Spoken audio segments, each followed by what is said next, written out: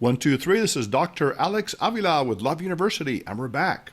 I'm an author, psychologist, and speaker. And every week we talk about how to love yourself, others, and a higher nature. How do you improve your life and your relationships, your career, your spiritual, emotional health? And we've been having some great guests, and today we have a very special guest I'm very excited to have on the show, and that is Stephen Tobolowsky. He's one of America's most beloved actors. USA Today called him the 9th most frequently seen actor in movies. He's appeared in over 200 films and many TV projects. Plays both comedic and dramatic roles. He's been nominated for a Tony Award.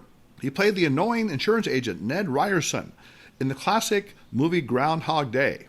He's been also in Memento, Mississippi Burning as a head of a Ku Klux Klan, Glee, Californication, Silicon Valley.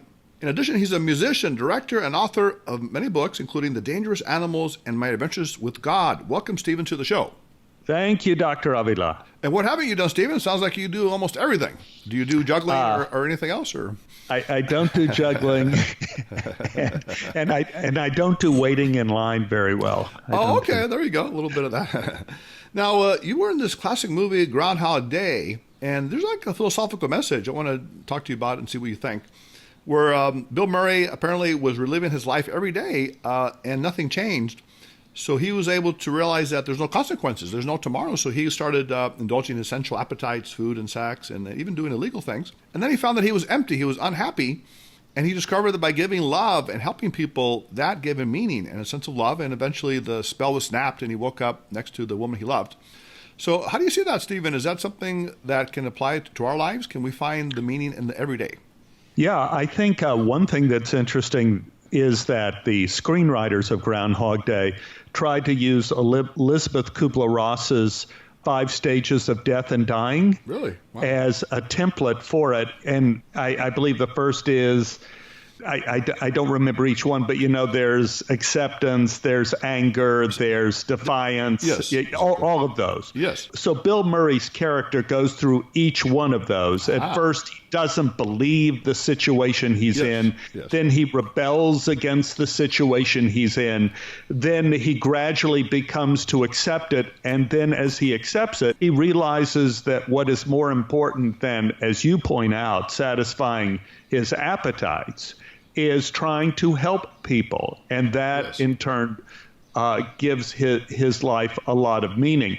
One thing that was cut from the movie, which I think is very interesting also for your listeners, is that when Bill Murray is in the diner in the middle of that movie, there is shelves of books in the background of the diner. And one of the motifs that was cut from the film to indicate the passage of time is that Bill starts from the first book of that library and begins to read it. And then there is a series of shots, and he reads the entire library.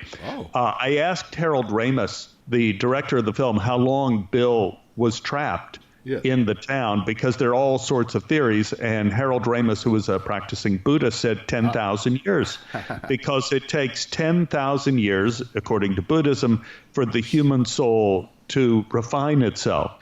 And I bring up the books because not only did Bill try to satisfy himself with appetites, but tried to satisfy himself with trying to acquire all the knowledge he could, and that didn't work either.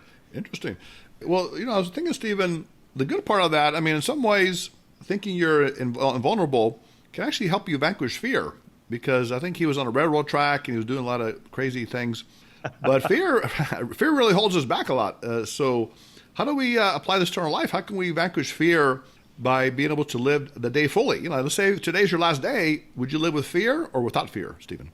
Well, that's a great question, because fear can come on you very quickly and in an instant, and fear could vanish. And another thing, too, there's the echoes of fear in our life, kind of like ripples in a stream. Something will happen that has apparently no connection to your life, and suddenly you're overwhelmed with fear because it brings up a fear from your past, this memory. So I think what we have to do is, I think we have to embrace what can really happen to us.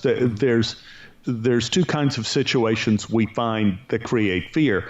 One is the fear in which we could do something about, i.e., we can prepare ourselves, we can get knowledge, we can fix our earthquake kit. We could get new light bulbs for the flashlights and batteries. We can prepare ourselves for fear. But then there are the things that have no shape and have no word and no meaning. Those fears are more in the realm of the kind of nightmare in which we can't really describe what it is that's causing us fear, but it still paralyzes us. And those things we need to try to dismiss as best we can. And there are various ways people use to dismiss those. Yes. One is with good actions with other people, doing things for other people, like in Groundhog Day. Right. Another thing is prayer. Yeah. Another thing is building our own personal strengths. And another thing is in the realm of therapy of saying, look at this. Is this something that really is going to hurt me now or not? No, then be gone. And using our will to get rid of those shapes that move in the dark. At least that's what it's been in my life. Yes, that's very insightful, Stephen. So you're a lot more than an actor. It sounds like you're a very philosophical kind of guy, spiritual man. And I see the insights. But also, Love University, we believe that love can also cast away fear. We hear that in many of the spiritual texts, that a perfect love, whether it's a higher power, God, nature, even sometimes someone you really love, can take away that fear. Now, the other thing, Stephen, is in terms of, we have people that listen to the show that may even want to be actors. We're actually based in the Los Angeles area and also worldwide. So how were you able to get that part? Is this something that you worked hard to get, or how did you get the part of the insurance agent, which is a classic character? Well, I would say this to your audience.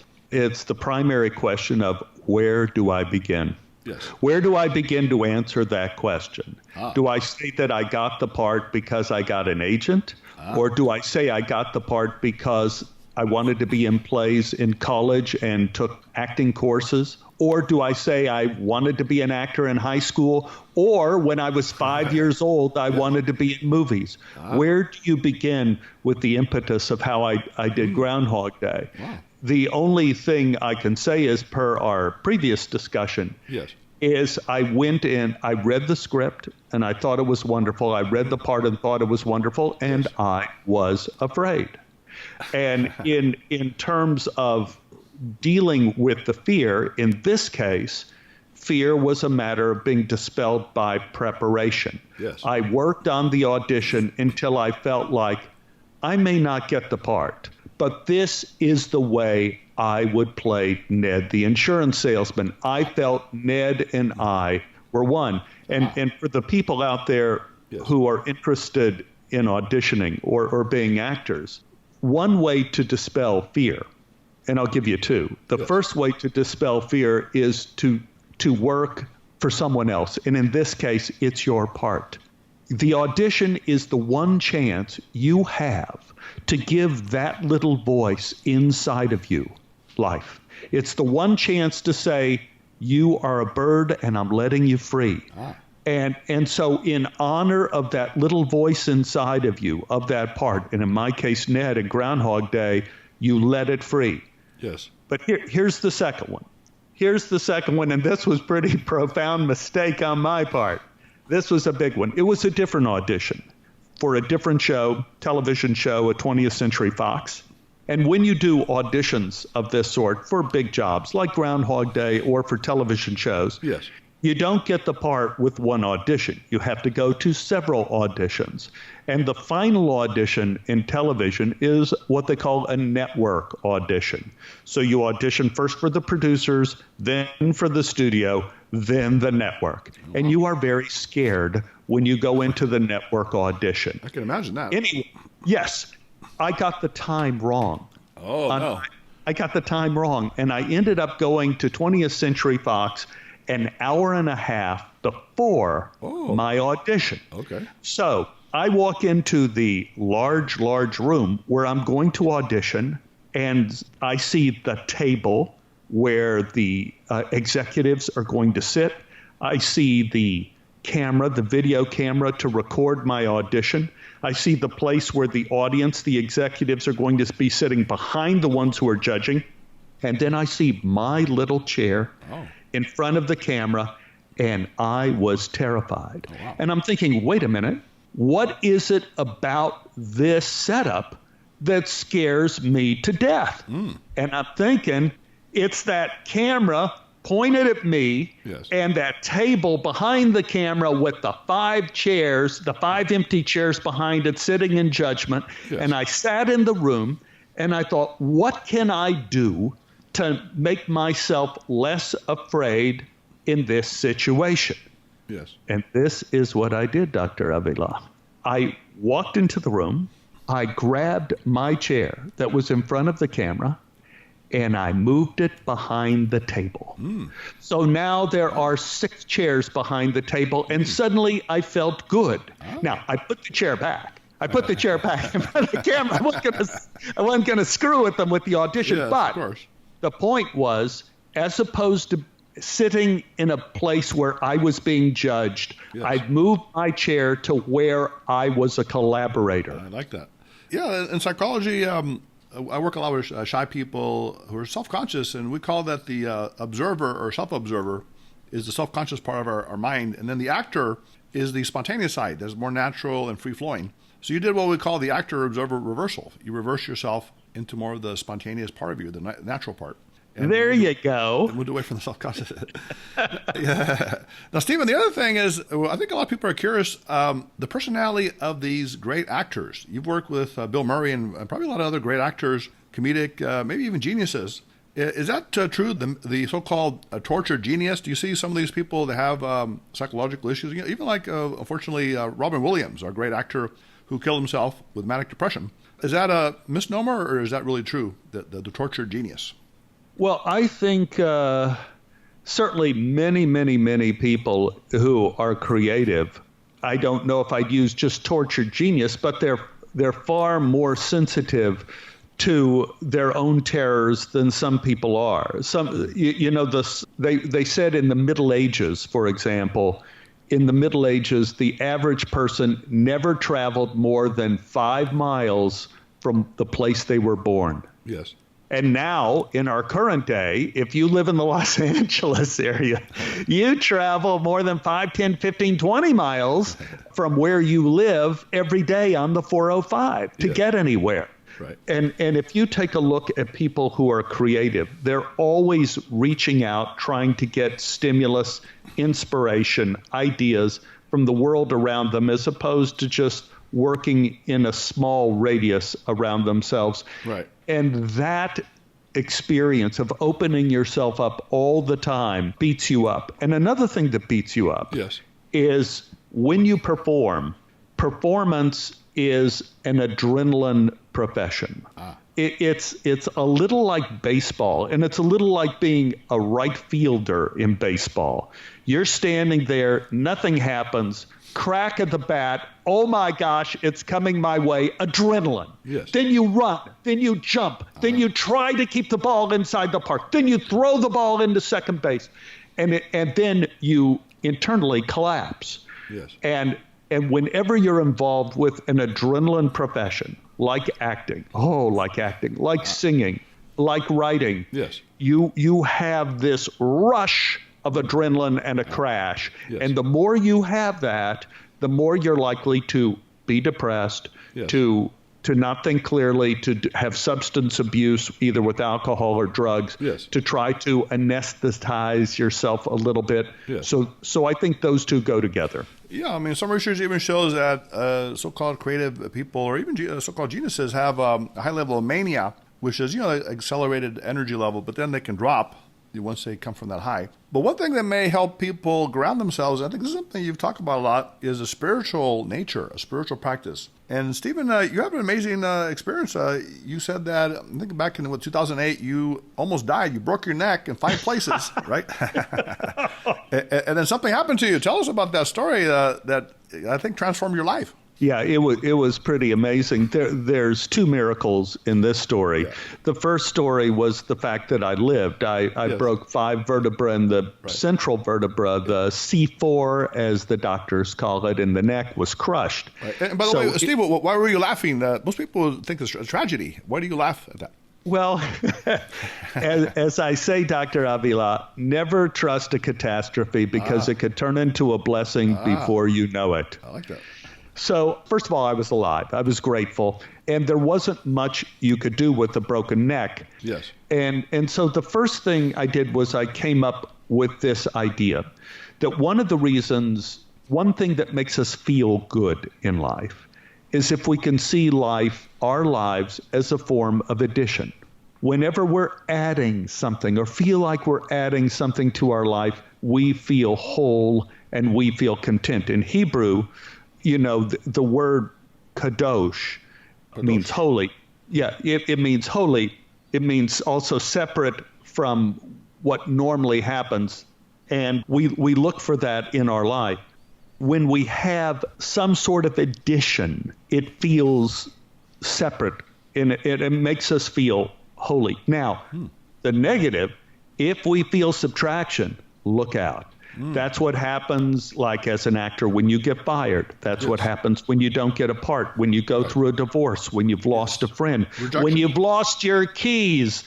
When you lose things, you feel your voice, your life is subtraction, and that diminishes you. So with a broken neck, I realized I was in a place of enormous subtraction. Yes. I was unable to work. I had to live off of my bank account. Money is draining out. I didn't know what I would be when the brace came off my neck. And so I tried to use my theory to find a way to make my life addition. And the one thing I could do, there's one reason I laugh, the one thing I could do for addition, and this is pathetic, but it's also heartening, is I could sit in a different place. I could sit in a place maybe I never sat before. And so I asked my wife, since I couldn't do anything really for myself, to help move a bench from the patio into the yard, into a place where I never sat before. And I wanted to see if it acted as addition. And it did. Interesting. I was able to see the rose garden from a different angle. I was able to hear the birds in the tree, see shadows and the sun move across the yard in a different way. And I began to feel more whole. Wow.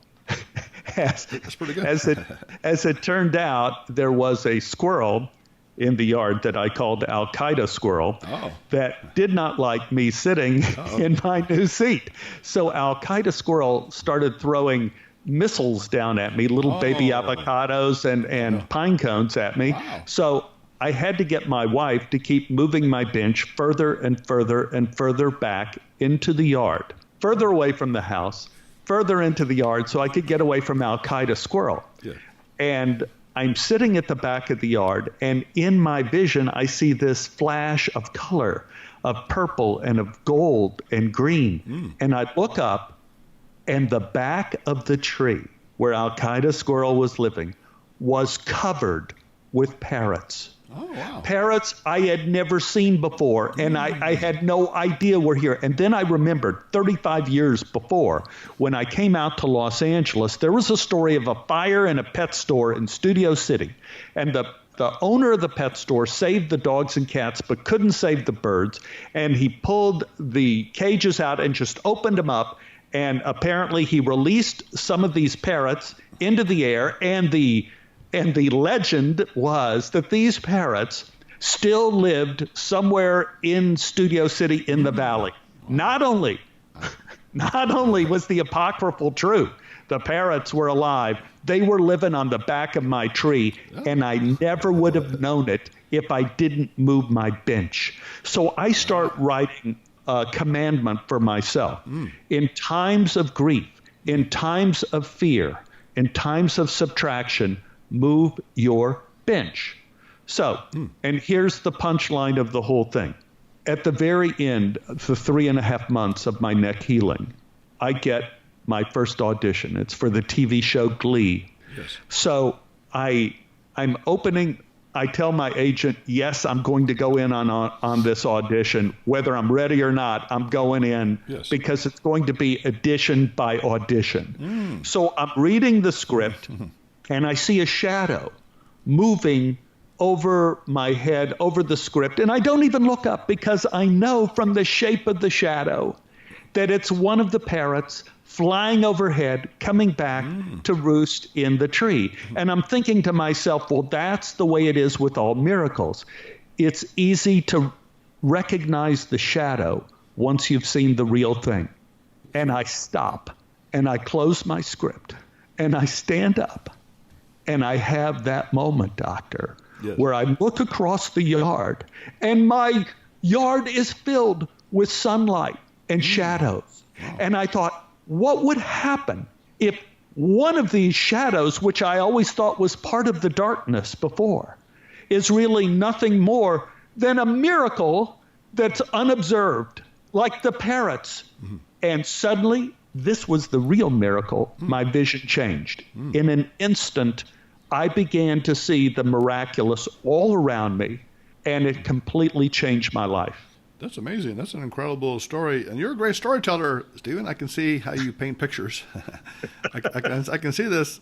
And the idea of the unobserved miracle, that's a beautiful concept, is that every day we probably have a lot of miracles around us, but we don't really see them because we're so caught up in our everyday worries and anxieties and things. But it takes something like that, unfortunately breaking a neck, or whatever catastrophe can be turned into something beautiful. Absolutely. And then, Stephen, then you apparently started writing books. And you wrote a beautiful book called My Adventures with God, in which you look at the 5 books of the Old Testament, the Torah, and you talk about the stages of people's lives. And you also write about, I guess, Genesis, the creation stage. How does a Genesis work for the everyday person? Well, I see Genesis as kind of what we usually tell people on a first date with the first glass of Chardonnay, of who we are, where we came from, what our family is, what our aspirations are. And if the date is going well, we usually share what our terrors are. And that is the book of Genesis. That is the story of Abraham and Isaac and Jacob and the family unit and what we wish to achieve and what terrifies us. I see. Because, the idea of stories, we hear a lot in certain authors. You may have heard of Don Miguel Ruiz, who wrote the 4 Agreements. He said that we actually sometimes tell stories to ourselves, but that are negative stories. For example, our parents told us we're not good enough, worthy enough, smart enough, or lovable enough, and then we carry these stories into adulthood. So how do we separate the good stories versus the bad stories in our life? I guess there is we have to learn to separate opinion from fact, and we have to learn to separate who's on our side and who's not. I had many naysayers in my life, many people who said, you can't do this, you can't do that. But then I had to think, well, maybe they're incorrect. Maybe they were always incorrect, and not because they were bad or stupid or had bad intentions. Maybe they just didn't have all of the information. And that's one thing, Dr. Avila, I tell myself all the time. Thank goodness for ignorance, because it gives us an out that we just didn't know all the facts going into it. Yes. I was reading one book from the Middle Ages. It's a Christian supporting text called Piers the Plowman. And it really moved me in a way, in that the motif of the book is the line, judge not lest ye shall be judged. Yes. And what it says in Piers the Plowman is that the main reason you should not judge is that you don't know. You just don't know all the facts. Right. And that little line has stayed with me my entire life. When someone has told me, oh, you're not good enough, and I just think, well, they don't have all the facts. They don't know all my skills. They don't know all the things I'm capable of doing. I don't even know all the things I'm capable of doing. Yes. And so it's up to us. It's an indulgence. And I'll be mean to the audience. Yes. It's an indulgence to believe all the bad things about yourself. It's a lazy way out. And you have to not be lazy. You have to be truthful. And you have to go, maybe they're not right. Maybe I have a lot more on the ball than I gave myself credit for. I need to work a little harder. Yeah, I like that. That's the idea of perspective, moving outside from the negative inner perspective to something higher that we don't even realize. And the other thing, Stephen, in Genesis, they talk about the special day of rest, which is the Sabbath or Shabbat. I know you're of a Jewish tradition where you take the day out, for holiness. And in our society, that's hard for people because we're kind of a technologically 24-hour-a-day workaholic society. And the Rabbi Heschel said 6 days a week we wrestle with the world, bringing profit. On the Sabbath, we care for the seed of eternity planted in the soul. 6 days a week, we seek to dominate the world. On the seventh, we try to dominate the self. And hey, remember that? And then Psalm says, Lord, make me lie down in green pastures. Lead me beside quiet waters. It seems like we have to be led or even forced to take a day off. So what's going on in our society, Stephen? Is that a problem that people just don't take that special spiritual time? It's a huge problem. And I think it's these. It is, if you tackle that one problem, you will be much, much happier. Now, here's a confession to make. Okay. On my Sabbath. In my life, I only had one complete Sabbath. And it was accidental. I was on my book tour with My Adventures with God. Yes. I was in Woodstock, New York, and they put my wife and I up at a little cabin by a river. Yes. And the cabin had, oh God, this is so scary to even say it.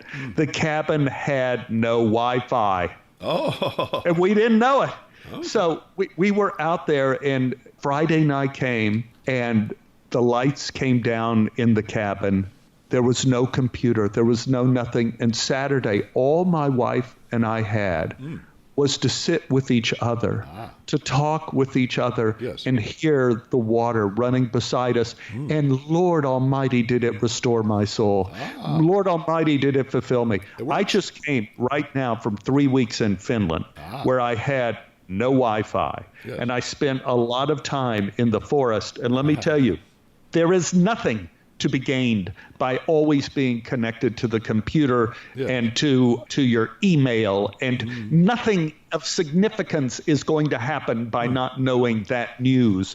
I found my entire body slowed down, and rather than becoming more stupid than I already am, I found I slowed down, and the depth and breadth and beauty of the world and my life in the world became a part of me. And this last 3 weeks has been so enriching, not being connected to the idiotic computers. Yes, I see that. And we talk about having a technology fast on our show. We tell listeners, take a half day or even more. Of course, technology does have a lot of advantages. I mean, the millennials and other generations believe that they can have more opportunity for work and relationships as a result. So there's some positives, but I think the key is slavery. And now we talk about Exodus, where they let them out of the slavery from the Egyptians. So what are we slaves to today? Technology could be one, maybe pleasure. You got it, man. The iPhone, the iPad, Facebook, Twitter, all of that junk is we are slave to that. We are slave to the notions you brought up before of people putting limitations on us, telling us we're not good enough. Right. We're enslaved to those ideas. It's like the things we are a slave to. Here's another thing we're a slave to. Yes. Like, I don't want to poo-poo it, but like people going to college forever. It's like when I graduate, of course I graduated with a BFA. I mean, what are you going to do with the BFA? Yes. Like nothing.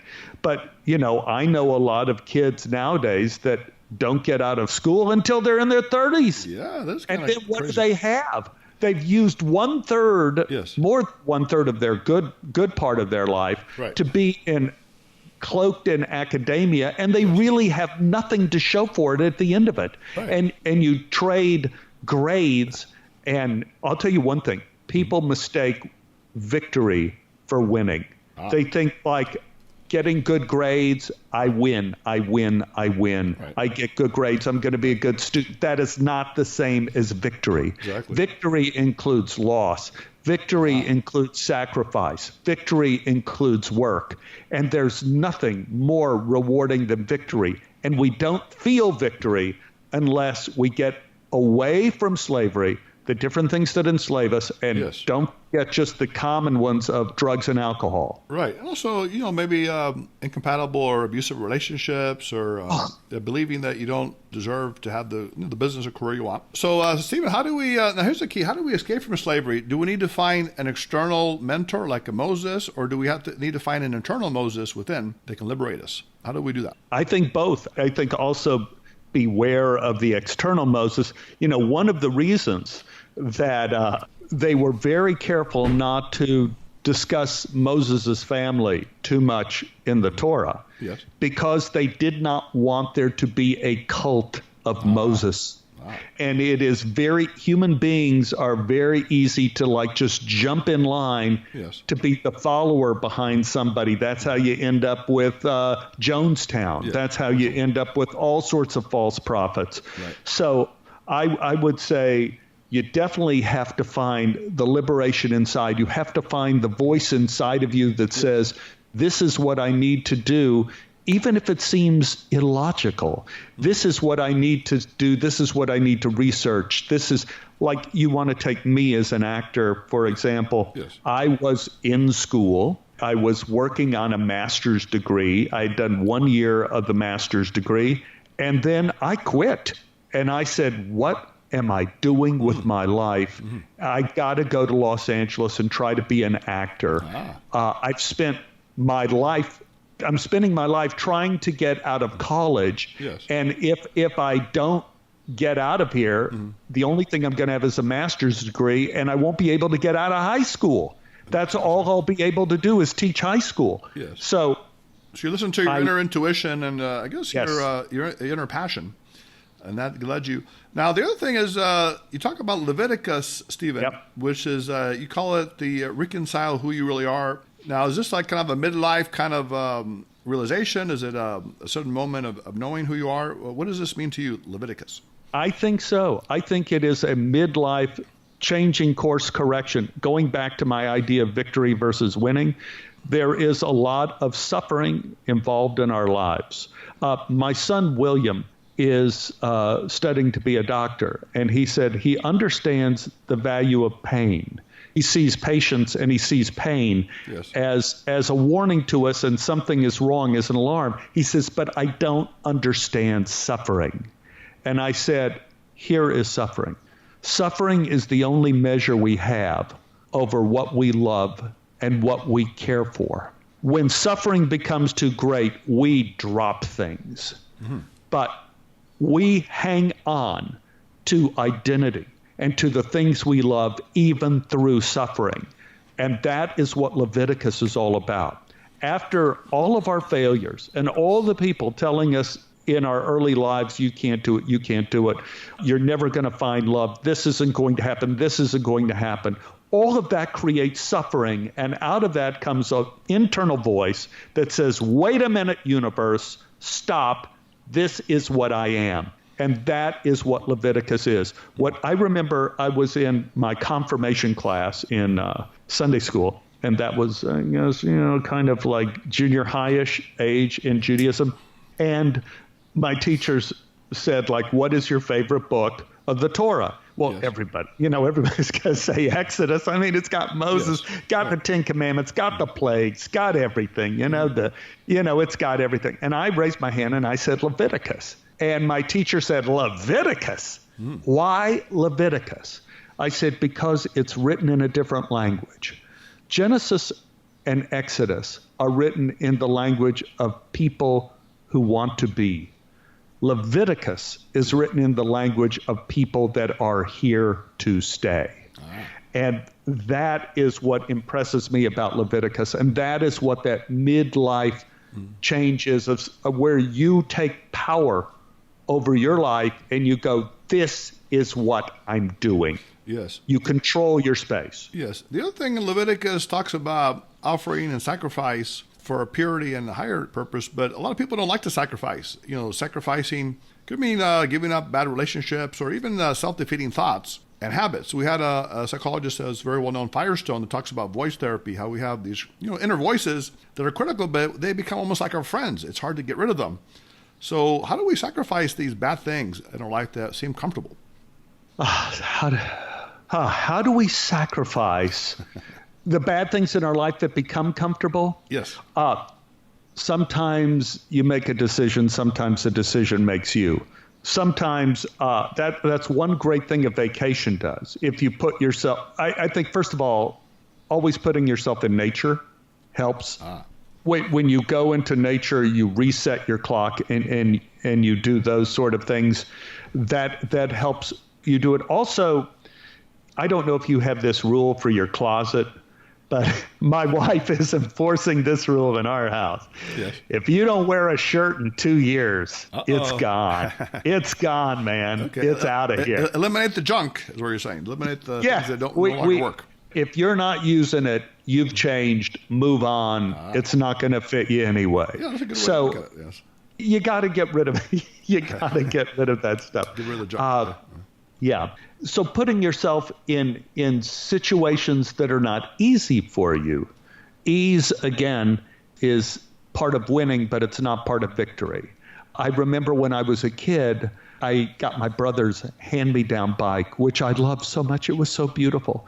But all my friends told me, no, that's an old-fashioned bike. That's a Schwinn. That's no good. You need a bike with gears. Nowadays, we have bikes with gears. That's the only way you're going to be able to ride up the hills, and you need a new bike. So I parked my brother's beautiful, beautiful bike in the garage, and I told Santa Claus I needed a bike with gears, and I got one. And the thing I found out about the bike with gears, it did make the hill easier, but when easy becomes your goal, it's never easy enough.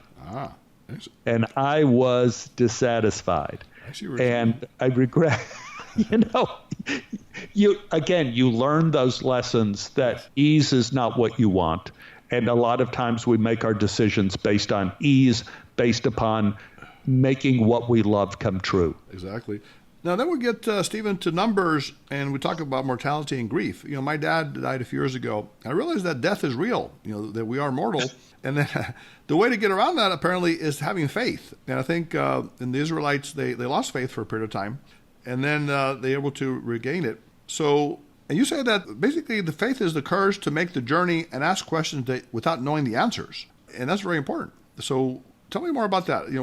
How does faith help us deal with, people dying in our life and losing relationships and losing finances and setbacks? Because you said you've been through a triple bypass surgery. You've had a gun held to your head for 45 minutes. And then you had more than 45 minutes. Oh, okay. I had gun held to my head I was blabbering for 45 minutes, but I had it held to my head for a couple of hours. Wow. You're not talking about a movie. This is like a movie that you've been in, but this is a real life, you're saying, right? Real life. In a grocery store, a man put a gun to my head, and he was going to kill me. And the only way I could get out of it was by blabbering.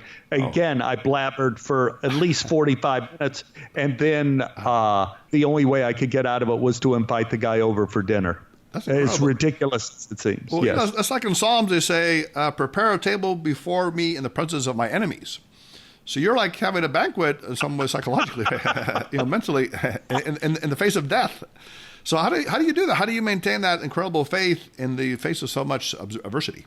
I think I like that you brought up, numbers and mortality, and that you say that death became real for you. Yes. And for me, it was with my mother. And then, yes, that's exactly the way I would put it, that mortality became real. And when you really understand, I don't know that you really metabolize it, but when you really understand how limited your time is, that you become more dependent on your faith, more dependent on faith as a motivator, as a lifeline, as a protection against, in concert with, not against, but in concert with mortality. Yes. You have to realize that mortality is the wake-up call that says, you don't have all day to do this.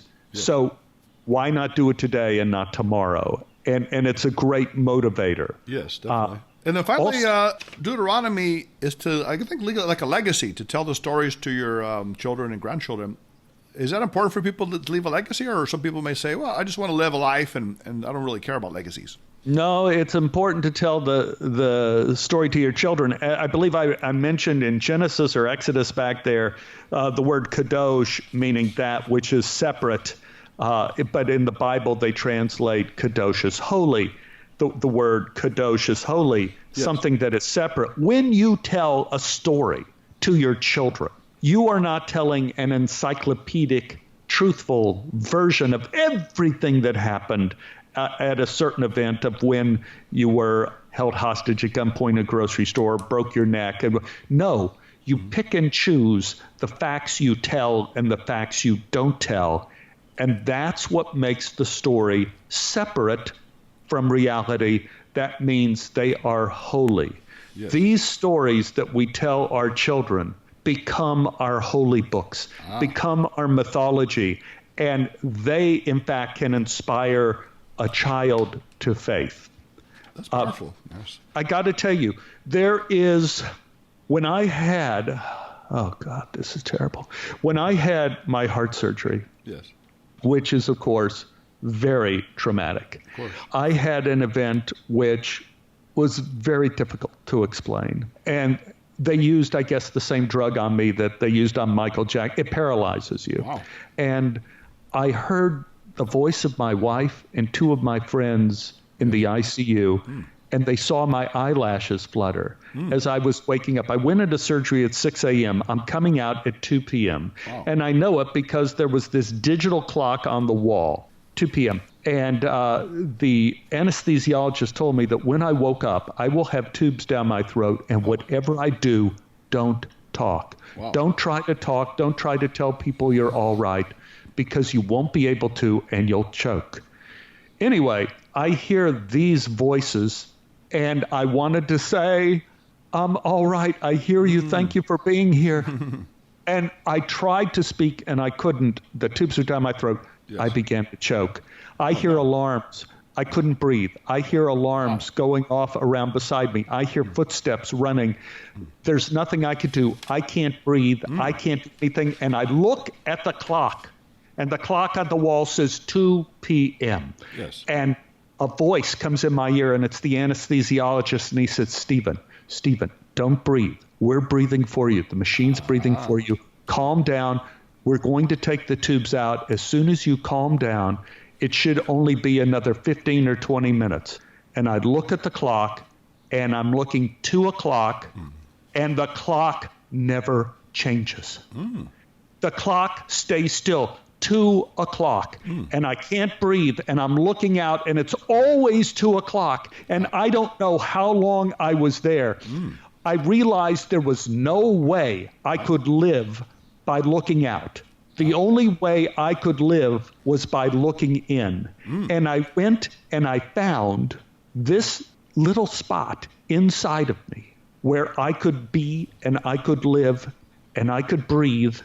And I just focused on that one spot, not on a horizon, not on the distance, not on anything. And slowly the clock started changing. Once I found that spot, it was 4 hours before they took the tubes out of my throat. It was 6 p.m. but for those 4 hours, I was disconnected from time. I never would have been able to live by looking out. The only way I could live was by looking in. Wow, this is amazingly powerful. So you had your own little Groundhog Day experience. You were frozen there for a minute. Yes. The phrase, we're breathing for you, is almost like saying there's a higher power out there. There's even God that is breathing for you, and that you kind of just need to relax, and let that power take over and help you, become the best you can be. So that's an amazing miracle. Stephen, it's great to have you on board. I mean, you are a very spiritual and philosophical guy. I would never see, looking at your comedic role, I would say this is a funny guy. So how did you get so spiritual? I mean, this is kind of cool. You got into the I don't know. I always had a strong belief in God. I always read the Bible, and it was one of those things. If it was something in the Bible that I didn't understand, I didn't assume that it was because the Bible was idiotic. I began to assume, well, maybe you need to think about it a little more, and you need to think about what this really means. And so that was kind of the key to my spirituality. But I think everybody kind of finds their own way, and other people find ways through drugs and alcohol, which is their version of trying to reach a more secluded place, but it is no answer.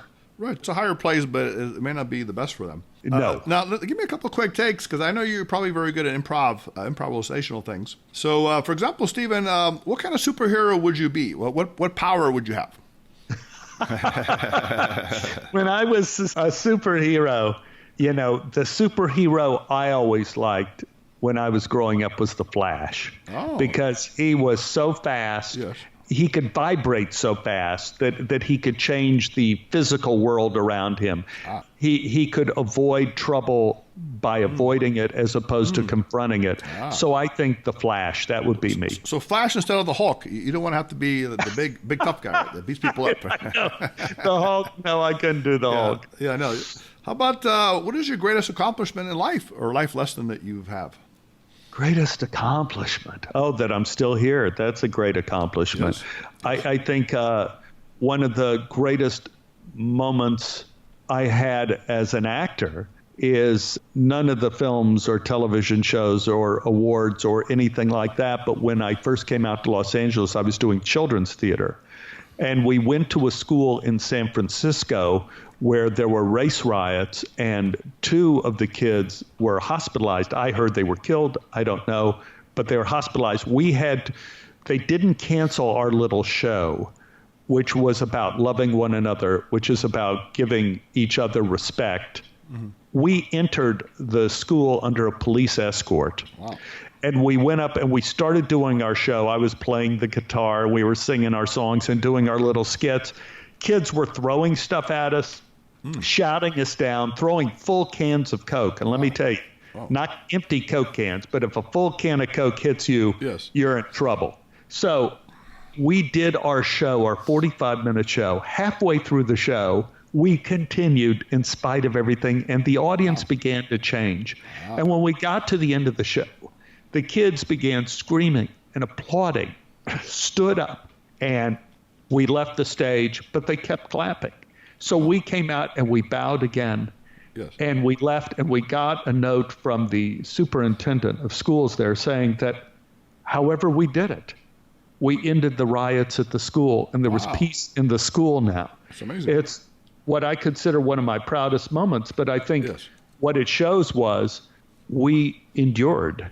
We kept going even though everyone around us was shouting us down. We kept going with our message of inclusivity, of love, of respect, and eventually people believed us and they listened. Yes. And you turned them around, right? You transformed them in a sense. Reigned. That is correct. That's beautiful. Now, how about your greatest fear?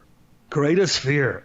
Oh, man. The problem with greatest fear, Dr. Avila, is it's a shapeshifter. Great fears are shapeshifters, and they keep changing. So one of the great writers of the studiers of the Torah, his name was Hillel. He lived at the time, basically, of Jesus, about, 0 AD, about the same time. Yes. When he was a boy, he wanted to study, but he was poor and only the rich could go to school.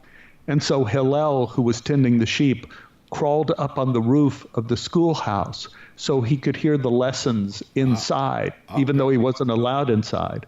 And a storm came up and he was caught and froze. I mean, he was hit by a storm outside. It was freezing, and the teacher heard the noise on the roof and brought Hillel in and put him by the fire and said, this is how much we should want to learn. He will always be welcome in this school. Hillel said, as one of his teachings when he grew up to be a man, and one of the greatest scholars of Judaism, he said, never trust yourself until the end of your life.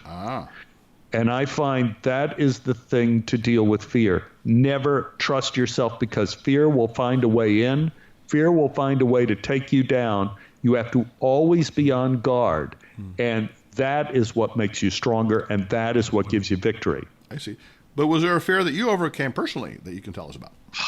Gosh, there's so many different shapes. Like fear of losing love. Yeah. There is fear of failing in my profession. Yes. And how did you overcome that? Did you through the spiritual faith? I don't know. I don't know that I did, I guess is what I'm saying. I'm saying I overcame I won the battle, but the war continues because the fear emerges in a different shape. It requires constant faith, yes, constant vigilance, because I think here's something I think along the lines of what you're asking. Yes. I was fired from a television show, and it hurt me very deeply. Yeah. And it happened kind of like all those things happen in a very underhanded sort of way. And the people did it in a way to protect themselves and certainly not to protect me. Mm. And I was crushed. But I found out, this was big, 2 weeks later, I was okay. I felt miserable. The show was canceled too, or no? No. The show was successful without me. But that went on without me, but there were other people that ended up being fired too. Yes. But after 2 weeks, the pain was not constant. The pain was not every day. It didn't haunt my dreams. It didn't keep me awake at night. Right. And I thought, well, if I can go through this awful, horrible, the worst thing I could possibly imagine in my profession, business, and have the pain only last 2 weeks, yes, I could do that. I could handle that. Yeah. And so just knowing that the pain of failure doesn't last the rest of your life. 2 weeks, in my case. Yeah, exactly. You could deal with it. You could deal with it. Well, Stephen, as I hear you, being so kind of philosophical, spiritual, and kind of a kind-hearted man, I can visualize you playing the president of the United States. Would you like to do that role someday? Be a president? That role is way too hard. Oh, really? I mean, you have a presidential look, I think, right? You're kind of. Yeah, I think first of all, I'm not a huge fan of politics. I think if I were to play anything in the political realm, I think let me just play a councilman. A judge. I'll be a judge. Okay, you'd be a compassionate judge, right? That gives them a second chance. I'll be a judge. I could be compassionate as a judge. But also tough, right, if you need to be. That's right. That's right. And what are your, I guess looking down the future, what are you excited about, Steve, in terms of your career? Do you have any shows coming up, any books you're doing? What is it that our listeners can really look forward to? I'm working on a new book now I'm calling it may change, the story of the moment. Yes. And that is, I think all of us really are framed by one or two moments in our life. It isn't like this broad scope of things that make us. I think we gravitate toward one or two moments that defined who we were, and I write a book of stories that try to find what those moments were in my life. And I'm working on that book now, and right now we have our fingers crossed. I've been involved with the show One Day at a Time, which is a beautiful show. We have 3 years of it on Netflix if you want to watch it. It is a great funny show, very moving show. Yes. One Day at a Time, and it was not picked up for a fourth season by Netflix. However, we have some studios that are interested in maybe taking it away from Netflix and bringing it back to life. So we have a story of resurrection happening here. Mm-hmm. And so I have my fingers crossed, my toes crossed, and we'll see, because I've been in a lot of shows, as you mentioned, and very few of them are as good as One Day at a Time. So hopefully there's room in the world for a little more One Day at a Time. Right. And plus that philosophy, one day at a time, that's a great way to look at life. Give love and joy and help people one day at a time. Absolutely. And like you said, add to your life every day. Add a little something better. Stephen, it's been a great joy to have you on the show. This has been one of our most comprehensive shows. And is there any way that people can either write to you? Do you have a website or anything? People can see what you do?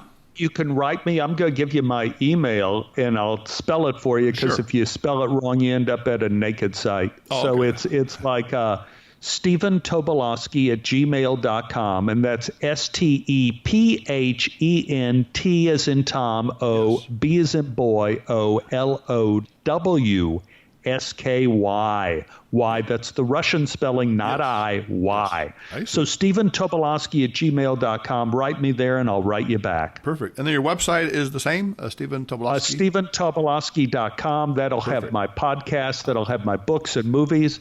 And also on Twitter, I'm at Tobolowsky. Yes. And on Facebook, I'm Stephen Tobolowsky. You can find me there. And my podcast is called The Tobolowsky Files. Oh, perfect. It's been on NPR and it's been all over the world now. And I have about 86 hours of stories there, and I'm writing more that'll come out this year. And what I do is I do true stories from my life, and hopefully some of them have a point. Wow. Well, Stephen, we'd love to have you back on the show, or maybe we can collaborate on some projects and help people, basically in these kind of ideas you're talking about, spirituality, love, and also forgiveness is very important. I think we can talk for a long time, Stephen. You're a great guy to talk to. You're a storyteller. I can see why the guy didn't shoot you in the head, because you kept him entertained. Yeah. I hope so. Yes, that's wonderful. So, Love University students, if you have any questions, you can email us at loveuniversitylove@gmail.com, 310-226-8090. Visit us at loveuniversity.love. Like us on Facebook at Love University Podcast, also Instagram and Twitter at Love U Podcast. Until next time, Love University students, put away your notepads, your books, your iPads, and this is Dr. Alex Avila.